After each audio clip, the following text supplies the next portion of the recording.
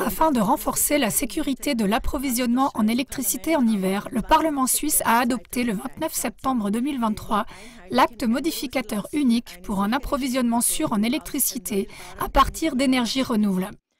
Celui-ci est appelé en abrégé Monteur-Lörlas. Il ouvre ainsi la voie à une production accrue d'électricité par des installations solaires, éoliennes et hydrauliques en Suisse. La construction des installations concernées bénéficie d'une accélération des procédures d'autorisation. De plus, dans tous les domaines de la production d'électricité, certains sites seront à l'avenir prioritaires par rapport à la protection de la nature et du paysage. Le paquet législatif entraîne donc des modifications dans plusieurs lois fédérales. La loi sur l'énergie, la loi sur l'approvisionnement en électricité, la loi sur l'aménagement du territoire et la loi sur les forêts. Comme aucun parti politique n'a voulu lancer le référendum, Pierre-Alain Bruchet, qui n'est pas membre d'un parti politique, a fondé l'Alliance suisse pour la nature et le paysage et a lancé le référendum contre l'acte modificateur de l'électricité.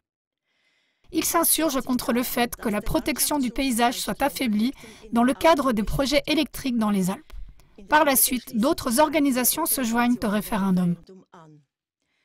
L'Association suisse pour un paysage libre et la Fondation Franz Weber. Les critiques portent notamment sur la remise en question de principes fondamentaux de la protection de la nature et du paysage qui ont été inscrits dans la Constitution fédérale par les électeurs suisses au fil des décennies. Par exemple, il sera désormais possible de défricher des forêts pour construire des éoliennes ou de construire de grands parcs éoliens et solaires dans des paysages protégés, même si cela devait détruire des biotopes précieux. Les procédures d'autorisation accélérées sont également critiquées. Citation du formulaire de référendum. Le droit de recours contre des installations spécifiques subsiste. Cependant, les oppositions des particuliers et des organisations environnementales ont peu de chances de succès. Même les zones de protection figurant dans l'inventaire fédéral des plus précieux paysages et monuments naturels peuvent être sacrifiées. Il est désormais possible de renoncer aux mesures de protection, reconstitution, remplacement ou compensation. Le Conseil fédéral peut concentrer et raccourcir les procédures d'approbation, potentiellement enlevant du pouvoir aux communes et supprimant des droits démocratiques. Alain Griffel, professeur de droit public à l'Université de Zurich, estime qu'une priorité générale accordée à l'intérêt de la production d'énergie renouvelable sur les intérêts de la protection de la nature est contraire à la Constitution fédérale.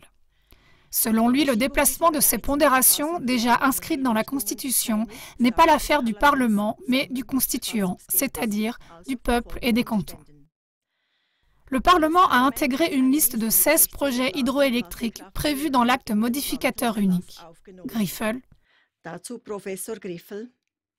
La Confédération ne dispose pas d'une telle compétence de planification. Le législateur anticipe ici des décisions qui nécessitent une évaluation dans le cadre d'une procédure d'autorisation, dans laquelle d'autres lois fédérales doivent également être appliquées.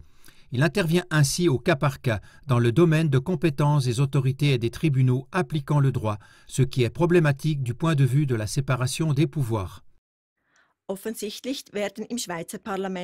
Manifestement, le Parlement suisse est une fois de plus soumis à de fortes pressions pour adopter des lois qui ne sont pas conformes à la Constitution et qui restreignent les droits démocratiques. La crainte d'une pénurie d'électricité imminente en hiver pousse le Parlement à agir dans la précipitation. Cela rappelle inévitablement ce qui s'est passé sur le plan politique lors de la crise Covid. Les citoyens suisses qui souhaitent mettre un terme à l'action anticonstitutionnelle des parlementaires peuvent le faire en soutenant le référendum.